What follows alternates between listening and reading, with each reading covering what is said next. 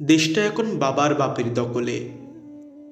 শিক্ষা ছুঁয়েছে রাজনীতি, কণ্ঠগুলো স্বাধীনতা হারিয়েছে।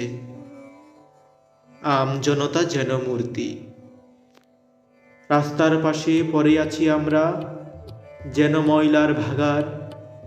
যেমনি পেরেছে তেমনি চেটেছে কোটি কোটি অর্থ পাচার। চেয়ার তাদের বাবার উপরে, শাস্তি তাই লাগে না গায়ে।